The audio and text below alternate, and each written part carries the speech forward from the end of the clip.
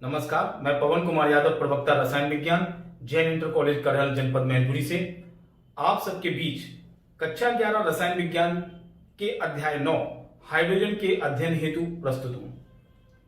Hydrogen अध्याय के संदर्भ में पिछले व्याख्यान में अर्थात व्याख्यान 1 में हम लोगों ने हाइड्रोजन के सामान्य परिचय, हाइड्रोजन को बनाने की विधियां और हाइड्रोजन के आवर्त सारणी में स्थान के संदर्भ में विस्तृत अध्ययन किया था।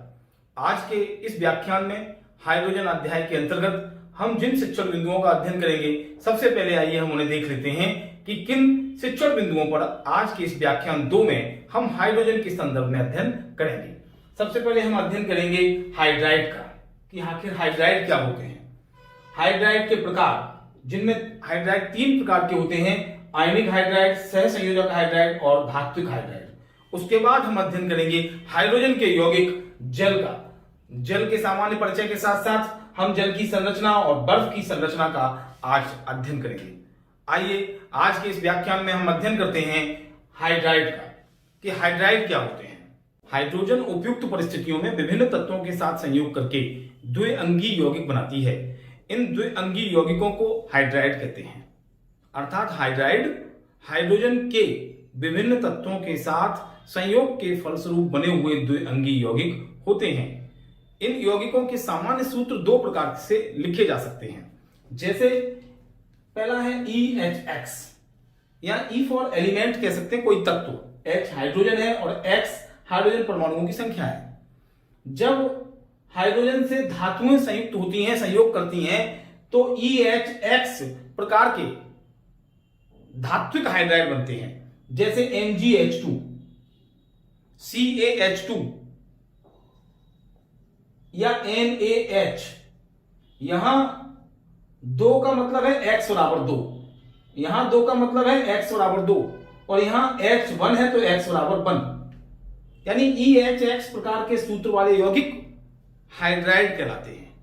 उसी प्रकार से EMHN एलिमेंट के साथ एक संख्या होगी और H के साथ संलग्न हुई दूसरी संख्या होगी N। सबस्क्रिप्ट के रूप में देखिए, जैसे B2H6, इसमें बोरॉन के साथ 2 और H के 6 परमाणु हैं संयुक्त। तो इसमें क्या है कि जब अधातुएं हाइड्रोजन से संयुक्त होती हैं तो जो हाइड्राइड बनते हैं उनके सूत्र EMHN प्रकार के होते हैं। तो इस प्रकार हम हाइड्राइड के 2 प्रकार के सूत्र पढ़ते हैं, EHX और EMHN। उदाहरण के लिए MgH2 और D2H6। अब बात करते हैं हाइड्राइड के प्रकार। हाइड्रोजन से संयुक्त हुए विभिन्न तत्वों के आधार पर हाइड्राइड 3 प्रकार के होते हैं: आयनिक हाइड्राइड, सहसंयोजक हाइड्राइड और धात्विक हाइड्राइड। सबसे पहले हम अध्ययन करेंगे आयनिक हाइड्राइडों का। आयनिक हाइड्राइड कब बनते हैं? जब S ब्लॉक के तत्व हाइड्रोजन के साथ संयुक्त होते हैं तो आयनिक हाइड्राइड बनते हैं। अर्थात S ब्लॉक के अधिकांश तत्व हाइड्रोजन के साथ आयनिक हाइड्राइड बनाते हैं। इन हाइड्राइडों के क्या गुण होते हैं कि ये क्रिस्टलीय होते हैं और अवाष्पशील ठोस होते हैं। ठोस अवस्था में ये विद्युत के कुचालक होते हैं, किंतु गलित अवस्था में ये विद्युत के सुचालक होते हैं, क्योंकि गलित अवस्था में ये अपने आयनों में विभक्त हो जाते हैं और हाइड्रोजन एनोड पर मुक्त होती है। और एनोड पर जब हाइड्रोजन मुक्त होती है तो वह यह प्रदर्शित करती है कि हाइड्राइड में H- आयन उपस्थित है। कैसे? अगर हम S ब्लॉक के तत्वों को देखें तो S ब्लॉक में Li आता है, Na आता है, इधर Be होता है, Mg होता है। तो ये तत्व, और वर्ग में अगर हम उसी Li वाले वर्ग में जाएं, वर्ग 1 में, तो और तत्व बढ़ेंगे, और बेरिलियम वाले वर्ग में जाएं तो और तत्व बढ़ेंगे। हम दो तत्वों को ले लें तो क्या से हाइड्राइड बनेंगे? LiH, NaH। इधर देखेंगे तो बनेंगे MgH2। कौन से बनेंगे? MgH2 और NaH। अगर हम NaH को लें तो ये ठोस अवस्था में विद्युत का कुचालक होगा, लेकिन गलित अवस्था में NaH कैसा होगा? NaH गलित अवस्था में कैसा होगा? विद्युत का सुचालक होगा। क्यों? देखिए, इस अभिक्रिया के द्वारा हम समझ सकते हैं कि गलित अवस्था में आयनिक हाइड्राइड विद्युत के सुचालक क्यों होते हैं। जब NaH का विद्युत अपघटन कराया जाता है तो वह Na प्लस और H माइनस आयन में विभक्त हो जाता है। यहां Na प्लस जो धनावेशित आयन है, धन विद्युतीय प्रकृति वाला आयन है, वह एक इलेक्ट्रॉन को ग्रहण करके Na बनाता है जो कैथोड पर पहुंचता है। किंतु H माइनस हाइड्राइड आयन, दो हाइड्राइड आयन हाइड्रोजन गैस बना देते हैं और दो इलेक्ट्रॉनों को मुक्त करते हैं और यह क्रिया एनोड पर होती है। इस प्रकार एनोड पर हाइड्रोजन गैस प्राप्त होती है। तो इस प्रकार गलित अवस्था में आयनिक हाइड्राइड विद्युत के सुचालक होते हैं। उसके अतिरिक्त आयनिक हाइड्राइड जल से क्रिया करके हाइड्रोजन गैस बनाते हैं। अगर हम आयनिक हाइड्राइडों के गुणों को देखें तो क्या गुण प्रदर्शित होते हैं कि आयनिक हाइड्राइड जैसे सोडियम हाइड्राइड को लें, यह ठोस अवस्था में, एस का मतलब जब यह जल से क्रिया करती है, सोडियम हाइड्राइड जल से क्रिया करता है तो NaOH यानी क्षार बनाता है और साथ में हाइड्रोजन गैस मुक्त करता है। तो हमने क्या जाना कि आयनिक हाइड्राइड जल से अभिक्रिया करके हाइड्रोजन गैस बनाते हैं। दूसरा क्या देखा, इसी प्रकार आयनिक हाइड्राइड दूसरे पदार्थों से अभिक्रिया करके उपयोगी हाइड्राइडों का निर्माण करते हैं। जैसे LiH लिथियम हाइड्राइड हेलोजन युक्त यौगिक एल्यूमिनियम क्लोराइड से, जिसका सूत्र AlCl3 भी होता है, परंतु इसकी रासायनिक संरचना, इसकी इलेक्ट्रॉनिक संरचना Al2Cl6 के रूप में बनाई जाती है। तो उसी प्रकार से यहां यौगिक लिया गया है। तो 8LiH plus Al2Cl6 aluminium chloride, इससे अभिक्रिया होने के पश्चात बनता है 2LiAlH4, जिसका नाम होता है लिथियम एल्यूमिनियम हाइड्राइड, जो विभिन्न रासायनिक अभिक्रियाओं में अपचायक पदार्थ के रूप में प्रयुक्त होता है। इसके रूप में प्रयुक्त होता है अपचायक पदार्थ, रिड्यूसिंग एजेंट के रूप में लिथियम एल्यूमिनियम हाइड्राइड का प्रयोग किया जाता है। तो आयनिक हाइड्राइड लिथियम हाइड्राइड से हम लिथियम एल्यूमिनियम हाइड्राइड बना सकते हैं, जो विभिन्न रासायनिक अभिक्रियाओं में रिड्यूसिंग एजेंट के रूप में यूज होता है। प्लस बनता है 6LiCl। तो इस अभिक्रिया को आप याद रखेंगे। इसी रूप में यदि LiH की अभिक्रिया B2H6 से कराएं, डाइबोरेन से कराएं, ये भी एक हाइड्राइड है जो सह संयोजक हाइड्राइड है। B2H6 कौन है? सह संयोजक हाइड्राइड है। इसकी चर्चा अभी इस व्याख्यान में हम करेंगे कि इसकी संरचना कैसी होती है। पहले हम देख लेते हैं 2LiH प्लस B2H6, इस अभिक्रिया के द्वारा बनता है 2LiBH4, जिसका नाम होता है लिथियम बोरोहाइड्राइड। यह भी अपचायक पदार्थ है। इसी प्रकार सोडियम हाइड्राइड डाइबोरेन से अभिक्रिया करके सोडियम बोरोहाइड्राइड बनाता है। तो इस प्रकार आयनिक हाइड्राइड अन्य यौगिकों से अभिक्रिया करके अपचायक पदार्थों का निर्माण करते हैं, जो विभिन्न रासायनिक अभिक्रियाओं में अपचायक के रूप में कार्य करते हैं। अब हम देखेंगे सह संयोजक हाइड्राइड।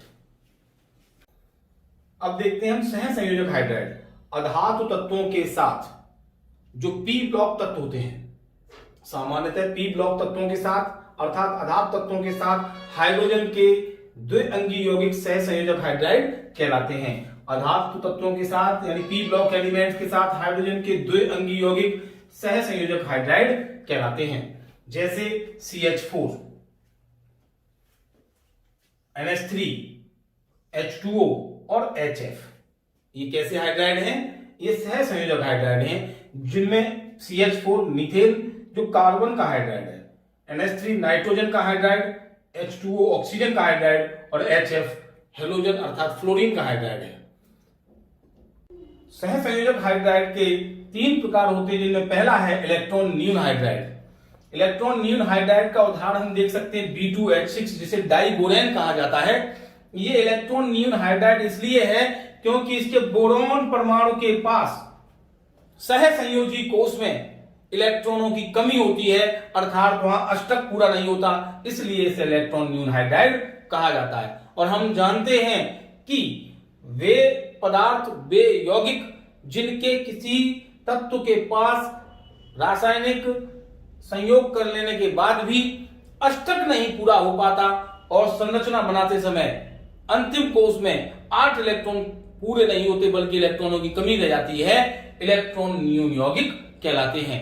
ऐसे यौगिक लुईस अम्ल की भांति व्यवहार करते हैं। वर्ग 13 के तत्व हाइड्रोजन के साथ संयोग करके इलेक्ट्रॉन न्यून हाइड्राइड बनाते हैं जो सहसंयोजक हाइड्राइड ही होते हैं।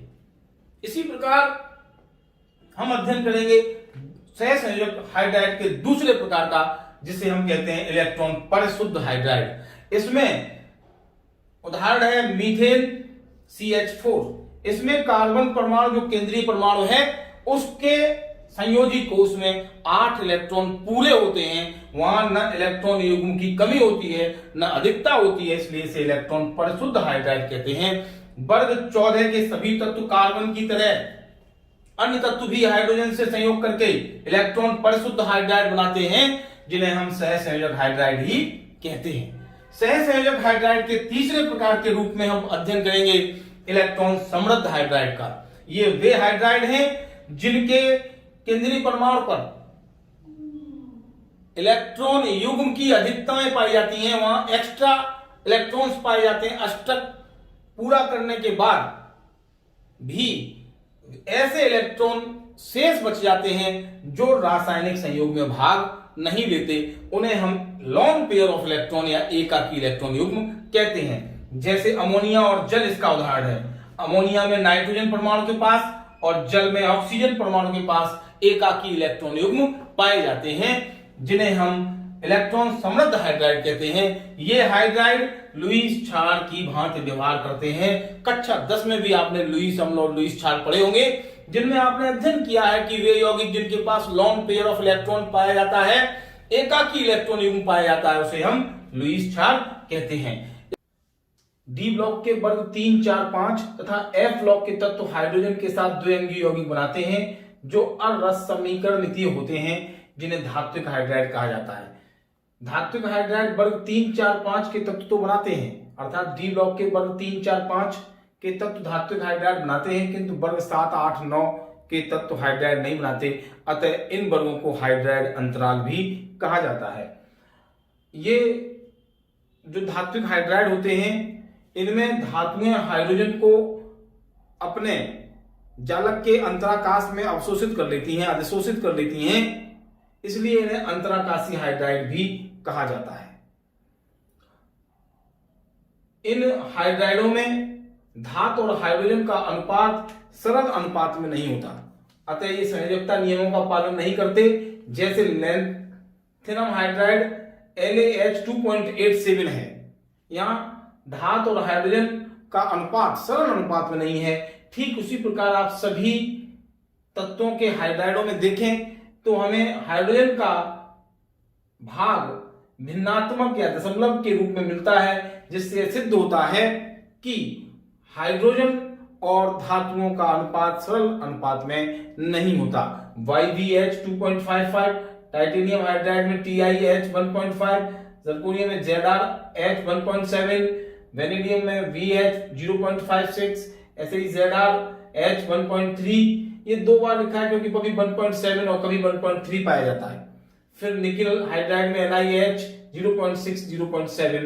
इस प्रकार हम देखते हैं कि इनमें अर्धसमीकरणितीय होते हैं और इनमें धातु और हाइड्रोजन का अनुपात सरल अनुपात में नहीं होता। और ये धात्विक हाइड्राइड में जो होते हैं वे संयोजकता के नियम का पूर्णतः पालन नहीं करते।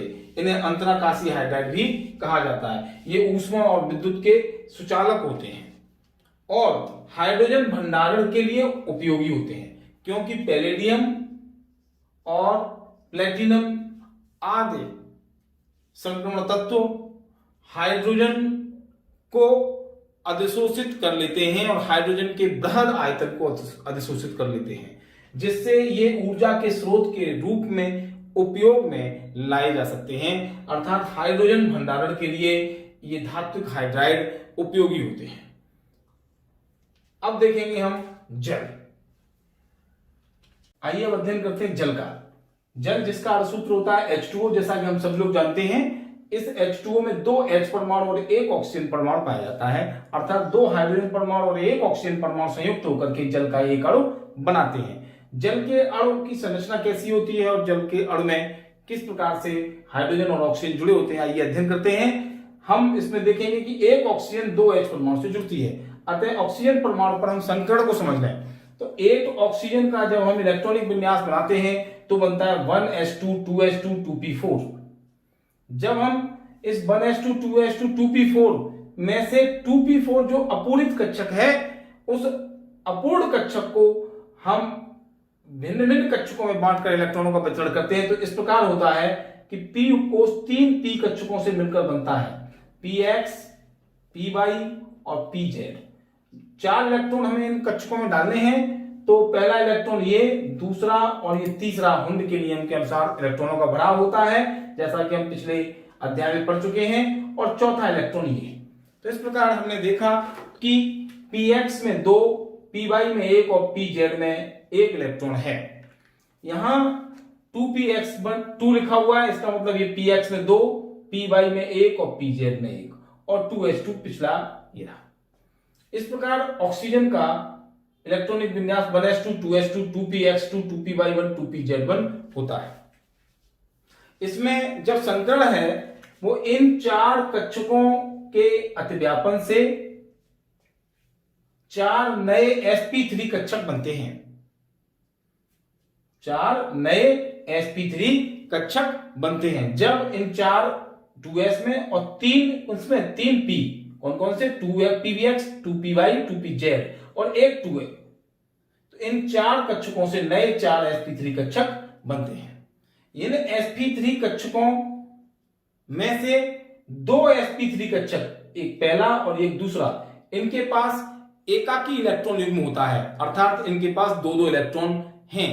जैसे देखें आप 2s2 में 2 इलेक्ट्रॉन और 2px2 में भी 2 इलेक्ट्रॉन, और एक कक्षक अधिकतम 2 इलेक्ट्रॉन ही अपने पास रख सकता है। अतः इन्हें अब और अधिक इलेक्ट्रॉन की आवश्यकता नहीं है, इसलिए ये संकरित कक्षक अब दूसरे कक्षकों से शेयरिंग नहीं करते, अतिव्यापन नहीं करते, अतः ये फ्री रहते हैं। ये देखिए आप, एक और ये दूसरा, इनके पास जो 2 रेड इलेक्ट्रॉन दिखाए गए 2 इलेक्ट्रॉन है। दूसरे 2 sp3 कक्षक कौन से, जो py pz वाले हैं, इनसे बने हैं। ये वाला sp3 और ये वाला sp3, हमारे पास 4 sp3 बन गए। इस प्रकार संकरण के पश्चात 4 sp3 बने, 1 2 3 4, चारों समान ऊर्जा के हैं, समान प्रकार के, जिनमें से 2 में 2-2 इलेक्ट्रॉन है, किंतु बचे हुए 2 में 1-1 इलेक्ट्रॉन है। जिनमें 1-1 इलेक्ट्रॉन है वे 2 H परमाणुओं से अतिव्यापन के बाद सिग्मा बॉन्ड बनाते हैं। कौन सा बॉन्ड बनाते हैं, सिग्मा बॉन्ड बनाते हैं, ये वाला।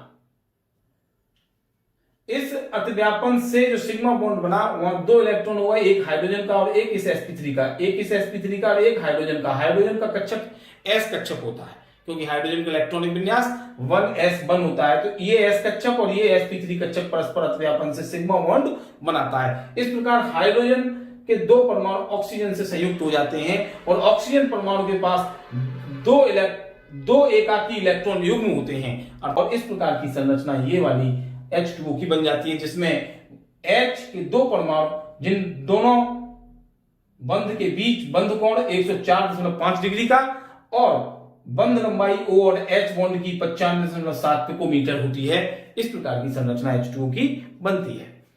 इसमें यह देखने वाली बात है कि जल का अर्धध्रुवीय होता है, क्योंकि हाइड्रोजन और ऑक्सीजन परमाणु के बीच विद्युत ऋणात्मकता का अंतर होता है।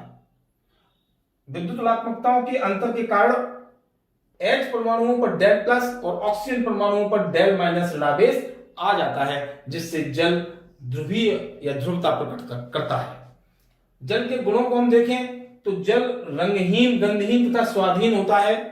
इसकी प्रकृति उदासीन होती है, क्योंकि जल जो है H2O, अगर हम उसका आयनन कराएं तो H प्लस और OH आयन बनते हैं। H प्लस और OH आयनों के सांद्रण में बराबरी होने के कारण और H प्लस या OH आयन की सांद्रता बराबर होने के कारण इसकी प्रकृति उदासीन होती है। इसका pH 7 होता है। अब देखते हैं जल का जो अणु है वो ध्रुवीय व संगुणित होता है। मैंने आपसे चर्चा की थी ध्रुवीय क्यों होता है, क्योंकि O और H की विद्युत ऋणात्मकताओं में अंतर होने के कारण जल का अणु ध्रुवीय होता है। अब बात आई जल का अणु संगुणित होता है।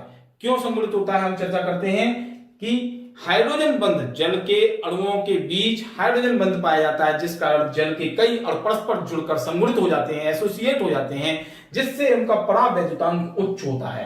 कैसा होता है, परावैद्युतांक का मान बहुत अधिक होता है, और जिन विलायकों का परावैद्युतांक उच्च होता है वे अच्छे विलायक, उत्तम विलायक होते हैं, इसीलिए जल एक उत्तम विलायक है। देखिए किस प्रकार से जल के अणुओं में हाइड्रोजन बंध कैसे पाया जाता है। देखते हैं कि यह एक जल का अणु है जो ब्लैक से बना हुआ है, और ये ब्लू से बना हुआ ये जल का एक दूसरा अणु है। तो जल के अणुओं में हमें ये देखने को मिलता है कि O और H के परमाणुओं की विद्युत ऋणात्मकता में अंतर होने के कारण इस जल के अणु की हाइड्रोजन परमाणु पर डेल प्लस, और इस ऑक्सीजन पर हमने यहां देखा था जो डेल माइनस आवेश जो होता है, उसके कारण इसका हाइड्रोजन परमाणु दूसरे जल के अणु के ऑक्सीजन परमाणु से एक दुर्बल हाइड्रोजन बंध बना लेता है, जिसे डॉटेड लाइन से प्रदर्शित करते हैं। इस हाइड्रोजन बंध के कारण ही जल उत्तम विलायक भी है, और यह इसके कई अणु समूहित होकर के विशाल आकार ग्रहण कर लेते हैं, इसीलिए जल द्रव भी होता है। दूसरी बात, जब परावैद्युतांक उच्च होता है, इसीलिए जल उत्तम विलायक है, जैसे हम आपसे चर्चा कर चुके थे। हाइड्रोजन बंध के कारण ही जल का क्वथनांक भी उच्च होता है। क्यों? क्योंकि हाइड्रोजन बंध जो होता है उसके कारण जल का क्वथनांक ऊंचा होता है, क्योंकि हाइड्रोजन बंध उपस्थित होने के कारण जल के कई और परस्पर संगुणित हो जाते हैं, जिनको तोड़ने के लिए उच्च ऊर्जा की आवश्यकता होती है, उच्च ऊष्मा की आवश्यकता होती है, इसलिए जल का क्वथनांक ऊंचा होता है। अब हम देखेंगे बर्फ की संरचना, कि आखिर बर्फ की संरचना कैसी होती है। आइए अब अध्ययन करते हैं बर्फ की संरचना का। हम जानते हैं कि जब जल को ठंडा किया जाता है, 0 डिग्री सेल्सियस तक उसे ठंडा किया जाता है, तो जल बर्फ में परिवर्तित हो जाता है, अर्थात द्रव अवस्था से जल ठोस अवस्था में बदल जाता है। तो बर्फ में जो जल के अणु होते हैं वो किस प्रकार व्यवस्थित होते हैं, देखते हैं कि बर्फ में जल के अणु अति व्यवस्थित त्रिविम हाइड्रोजन बंधों द्वारा आवंटित होते हैं। जल में माफ कीजिएगा, बर्फ में जल के अणु त्रिविम हाइड्रोजन बंधों द्वारा आवंटित होते हैं। वायुमंडलीय दाब पर बर्फ का क्रिस्टलीकरण षटकोणीय आकृति के रूप में होता है।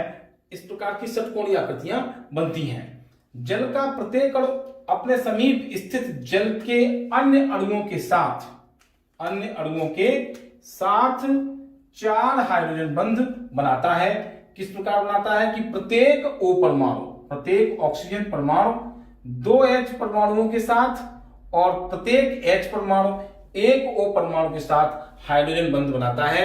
इससे जल का प्रत्येक अणु अपने समीप स्थित जल के 4 अणुओं के साथ 4 हाइड्रोजन बंध बना लेता है। देखिए कैसे कि अगर हम इसमें देखें चित्र में, तो रेड कलर से जो गोले बने हैं बड़े आकार के, वो ऑक्सीजन परमाणु को प्रदर्शित कर रहे हैं, और ब्लू कलर से और छोटे आकार के बने हैं जो उन्हें हम H परमाणु से प्रदर्शित कर रहे हैं। यहां हमने अभी अध्ययन किया कि प्रत्येक O परमाणु 2 H परमाणु के साथ हाइड्रोजन बंध बनाता है।